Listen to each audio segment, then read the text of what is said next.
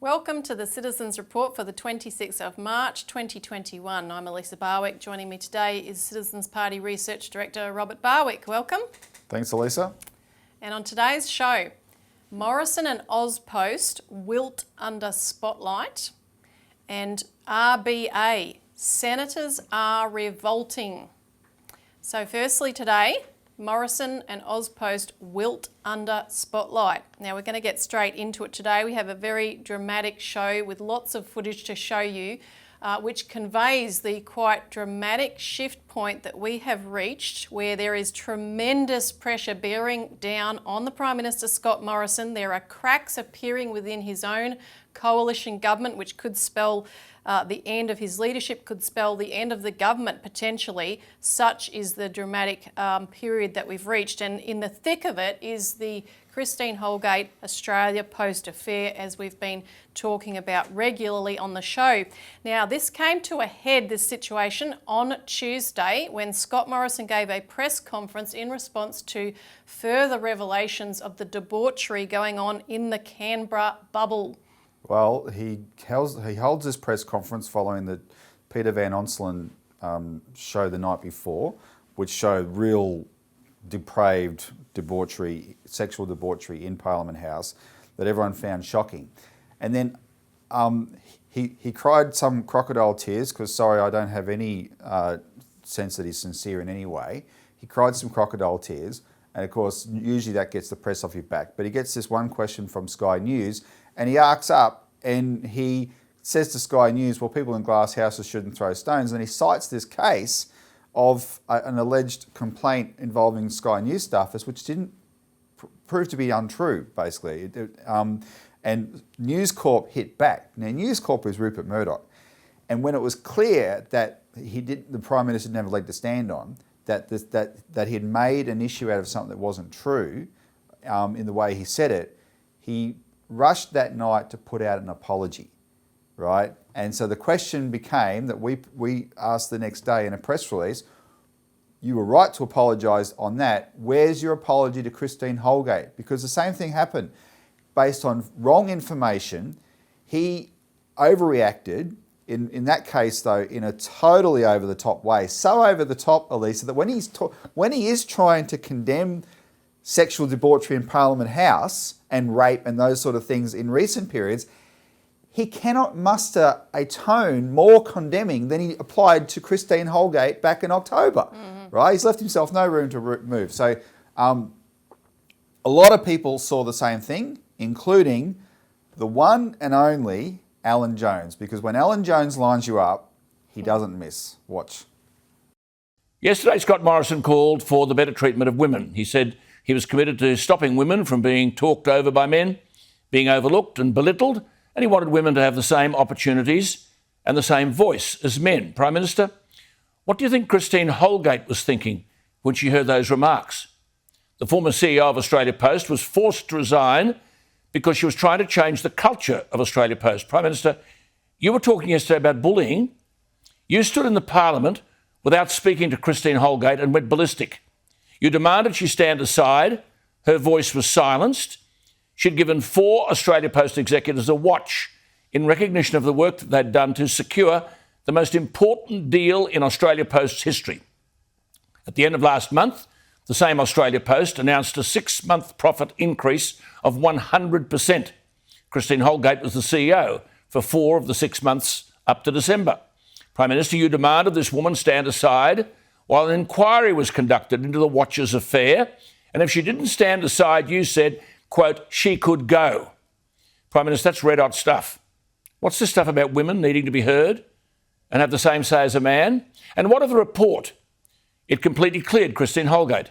Is that why it was initially not released, but then released by the Morrison government on the Friday before the Australia Day long weekend?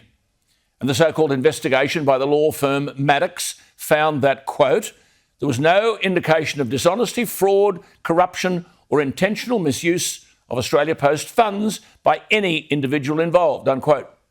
The shorthand version of the report is Holgate did not transgress any explicit board policy. Her purchase of the watches was approved by the responsible Australia Post executive. The purchases were known by the then chairman, and at no stage was any objection raised by anyone. But the Prime Minister gave Christine Holgate no voice at all, no right of reply. She was publicly humiliated by the Prime Minister of her country for spending $20,000 on watches. The Maddox report into Christine Holgate apparently cost $350,000. Now, one of the report was originally kept secret leading up to Christmas. It completely exonerated Christine Holgate. The remarks of the Prime Minister in Parliament were the consequence of not checking his facts. But the Prime Minister did not recant. He did not apologise. Quote, "I was appalled. It's disgraceful. And it's not on. I'm so appalled and shocked by the behaviour by a chief executive." And quote, he laid it on. It made headlines. Ms Holgate was publicly excoriated. Yesterday, Mr Morrison called for better treatment of women to stop them being talked over by men, stop them from being overlooked. One of his front benchers, Karen Andrews, said, "For all those women who've been treated poorly in a workplace and have been disrespected by men, I will speak up for you." Unquote. The Prime Minister disrespected Christine Holgate with all the power and authority of a Prime Minister. Neither Karen Andrews nor the Prime Minister Morrison nor anyone in the government has spoken up for Christine Holgate, nor has there been an apology. So when Alan Jones did that, Elisa, and it was very, very powerful, he hit the Prime Minister right between the eyes, as he should have. And it's not just apology, though. She needs to be reinstated. Now, it's very important that all this pressure is coming to bear on Scott Morrison over this issue. If he wants to be seen as genuine, you've got to actually act. Don't cry the tears, you've got to act. And in her case, he has to apologise and he has to reinstate her, because it's not just for her sake, it's for the Australia Post, it's for the licensed post officers, it's for the country as a whole, right? That's what we're trying, that's the campaign here that we're on. So one of the things we're doing today, we're launching actually a change.org petition. We've got an existing petition for an Australia Post Bank, but a specific petition calling on him or demanding to apologise to Christine Holgate and reinstate her, right? So we'll put the link below. Please sign it immediately and share it as widely as possible. In about 2.5 weeks' time, there'll be a hearing in Parliament for the inquiry into what happened to Christine Holgate, and we want to build that really big. And I also want to announce on the day of that hearing, all the people involved in the campaign, such as the licensed post officers, the workers at Australia Post, they've come up with an initiative called Wear White to Unite, and everyone's going to be wearing white in support of Christine Holgate. We'll publicise that going forward. But for now, sign the petition and share it very widely. Now, after this break, we're going to watch some senators interrogating this Christine Holgate Australia Post scandal.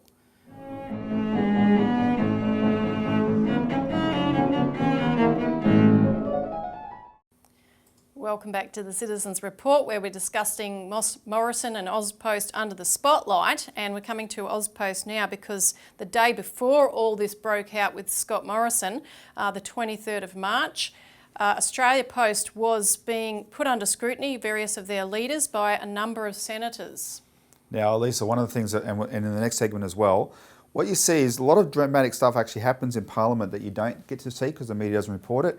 And we're going to show you in these clips that, when the senators do their job, they can often do a good job. Senate estimates is where they scrutinise the different departments, government business enterprises, etc. So the first clip is the chair who stabbed Christine Holgate in the back and threw her under the bus on behalf of the government, who we've exposed, he's being asked about her, the way she was forced out, and look at him squirm and stammer and the pressure he's under, because this man is a guy who's trying to get away with a cover-up. Can you please clarify whether Ms Holgate was suspended from the role or if her employment was terminated by Australia Post? Thank you, Senator. The short answer is that she stood aside during the course of the 4-week investigation, as it was identified at that time. That came about after a number of discussions on the afternoon of the 22nd of October, where the board, the board met that afternoon to consider the issues that had been identified. Over a number of discussions that I had with Christine Holgate, we advised her that we wished her to stand aside while this investigation took place. She was clearly reluctant to do so initially, but over a number of discussions she ultimately agreed late that afternoon that she would stand aside, and in fact we announced that we would appoint Rodney as an acting Group CEO, and advised her accordingly that afternoon. So she's currently stood aside? No. That was on the 22nd of October. On the 2nd of November, we, the board, received an email from Christine offering to stand aside. Sorry, to stand aside with the language is really important. Beg your pardon. She's currently standing aside. Sorry, my fault. She emails you and says... She emailed us on the 2nd of November and offered her resignation, effective immediately. And we met, considered her position and responded back that afternoon and accepted her resignation. So, and so has not been an employee of Australia Post since the afternoon of the 22nd of October. Sorry, 2nd of November. Beg your pardon. Yes, let's get our facts straight. Now that's the chair, Lucio Di Bartolomeo, under pressure, and you can see the way he's not handling it very well. The next clip, the series of clips, Elisa, is the best part of the show, because Bridget McKenzie, who's a National Party senator, and herself someone who was scapegoated by this government, right, over the sports rorts affair, that went much higher than her, but she had to fall on her sword. She hasn't got mad, she's getting even, and she took on Australia Post over this Boston Consulting Group report, which is what is being hidden from Parliament because it's about the privatisation. But look at the way Senator Jane Hume intervenes every time. Now, last year I went on a rant on this show about how when Christine Holgate was being hammered by Kimberley Kitching completely unreasonably, Senator Hume just sat there and did nothing. And that made me think, was she in on it? Look at the way she's acting differently in this hearing. She's determined to block any discussion of this Boston Consulting Group report. But more importantly, look at how Bridget McKenzie takes her on, right? This is a massive split in the coalition that's happened over this issue. Have you lifted anything from it anyway?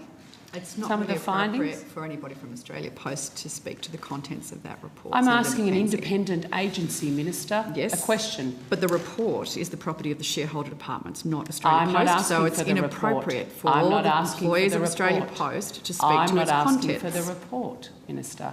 I'm asking an independent agency if there were any helpful suggestions in a document they may have read in February that they've chosen to implement in their organisation. So did the draft report you see, when you mentioned automation, suggest cutting jobs, cutting services, divesting your parcels section? I don't believe it's appropriate for me to comment on a report for government. I think government has claimed a public immunity claim on that report. I don't think it's appropriate that I comment on that. So you can't tell the Senate whether the draft review that you looked at suggested cutting jobs, services or divesting of your parcels division? So Senator McKenzie, I've got Mr. one more has question. highlighted the fact that a claim was made and accepted by the committee. So please continue. The press release from the shareholder ministers says this report was to inform the incoming chair. This is the 1st of November 2019. Now we're now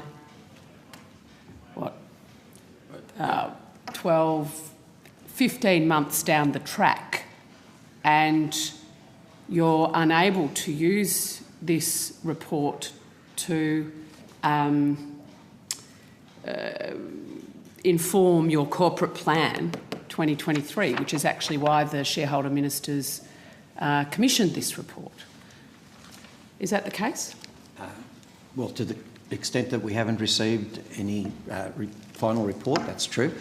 We were able to benefit, however, in our ongoing discussion and dialogue while BCG was undertaking that review, gleaming as they sought information from us, we were able to glean information from them, primarily about benchmarking against what other postal services were doing around the world, and that certainly has been an input for us of value.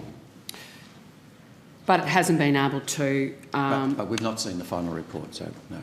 And so my question again goes to this review's recommendations and findings have been unable to inform you as incoming chair, 15 months ago, or the corporate plan as it was supposed to have done. Well, Senator, I think... I'm asking the chair, Minister... Considering it was the government that commissioned the report, surely the government should respond? I'm very happy to table the media release which said why the report was actually commissioned 15 months ago. It was to inform the Chair of Australia Post and to inform the corporate plan for Australia Post 2023. Well, it is now March 2021. The review was designed the Chair's for evidence by government is in that the the final... Senator McKenzie, strategies to deal with the Senator changes in McKenzie business and Minister, consumer. you will be silent. Talking over each other is unedifying and does not actually enhance the reputation of the Senate. Minister, please answer. Thank you. So the review was designed for consideration by government in the context of assessing Australia Post strategies to deal with the changes in business and consumer needs, demand services and impact of long-term changes to the way that Australians use e-commerce and operating challenges. The report is the property of the shareholder departments, not Australia Post, and therefore it's inappropriate for Australia Post employees to speak to its contents. Senator McKenzie, you have the As floor. my questions were not asking the Chair to speak to its contents, about how this report was, its intent was to inform the corporate plan. Because the government is refusing to release it, it is unable to do its perfunctory why it was actually commissioned in the first place. That's because Chair, it's still under can I- cabinet consideration, Chair, can Senator I go McKenzie. Now, Elisa, just to be clear, those two women are in the same government. Different parties, but that's the coalition. One's a national, one's a liberal, and they're going hammer and tongs. Come to blows. And the chairman has to intervene to stop it. Now, this is a massive split that's happening over this issue. The National Party is finding some backbone. A little point I need to make about one of the things that came out of this hearing, because they chose to make a mountain out of a molehill of the watches bought in 2018. The outcome is that the chief executive of Australia Post no longer has a company credit card. So the chief executive of Australia Post is entrusted to manage a $7 billion organisation, just not spend any money on incidentals. Right? This is nuts. This company is under siege. They're in disarray. They're paralysed. They can't function properly, all because politicians playing political games decided to slaughter Christine Holgate because she got in the way of their agenda. So we have to rescue this company, and that starts with getting her reinstated. Yep. Now, after this break, we're going to come back and see some other senators grilling the RBA.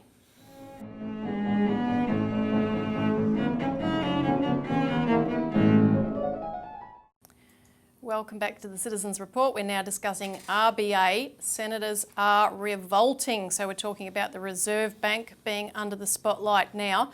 And it's really, just to make the point, excellent to see that you have these senators really enforcing the democratic process, and we've seen that also with our engagement of the population into Senate committees. So now we're going to look at the RBA Deputy Governor Guy Debelle being interrogated by Senator Gerard Rennick. But there are also a couple of other senators from the Greens, Nick McKim and Matt Canavan from the National Party, that we won't show, but they also made an excellent intervention. No, this is quite an extraordinary hearing. This is the second time that we noted that the RBA has appeared before Senate estimates, because they didn't do it for a long time. They're also not under oath when they appear, Elisa, because they're regarded as a special case. We call them the High Priesthood of Finance. And in fact, Martin North and I recorded a show that we'll link to below us on YouTube, where people can see all the footage of all the three senators. So it was Gerard Rennick, which we'll show now, Senator Nick McKim, and then Senator Matt Canavan. And they all took the RBA on in a way that made the RBA squirm under the spotlight of its, trying to hold it democratically accountable for its decisions, which have such a big impact on the economy. And the big issue is this: are you helping the real economy or the speculation in housing? Mm-hmm. Because all they do help speculation in housing. And Senator Rennick set the tone with these questions.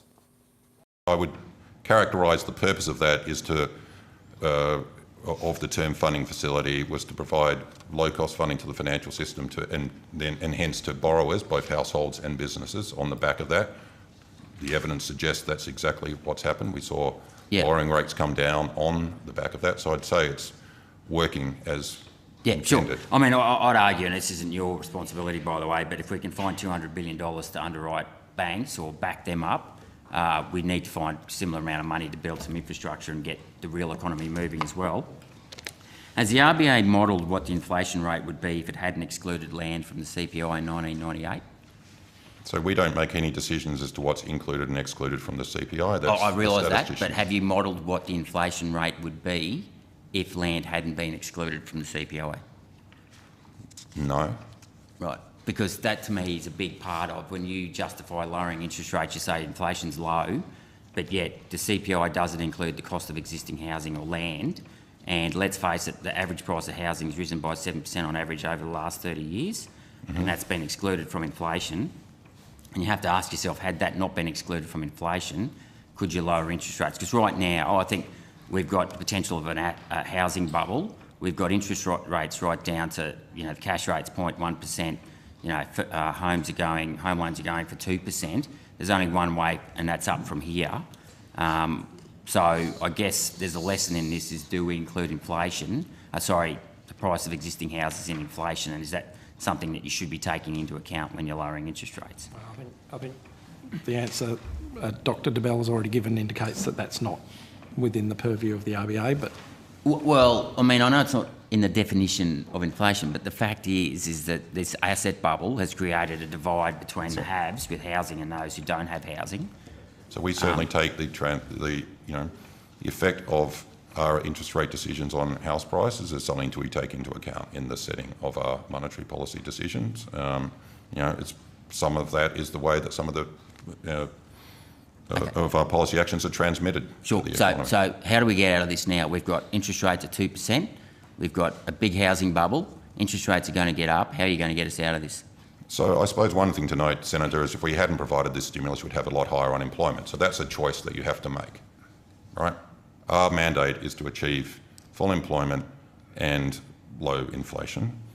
And so if we had higher interest rates, if we did not have as much monetary policy stimulus as we had as we've put in place, we'd be facing considerably higher unemployment than we have at the moment. Well, I'd argue JobKeeper's done a lot to keep people employed. I mean, regardless of that, interest rates are going to go one way. Well, it's a serious... it's a serious problem. one. I'm not denying it's one, but this is estimates. I need to get confidence that these guys are going to be able to get us out of it without crashing the housing market and the economy. Asking the officials questions. It's not about debating for them. I'm just... and well, you've had a pretty good go. We are short of time. Yeah. Okay, I'll leave it at that.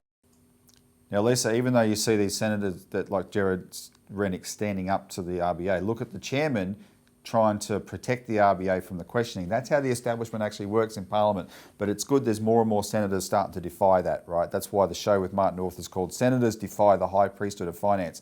Now, Nick McKim followed that up with a question: do you accept that monetary policy has assisted the speculative sector of the economy, i.e. housing, more than the productive sector? And the RBA squirmed to that. And Matt Canavan took on a technical issue about yield curve manipulation, and he said the market's not backing you up. But he also warned, look, inflation can make all this blow up in your face, right? And that will have huge consequences in the economy.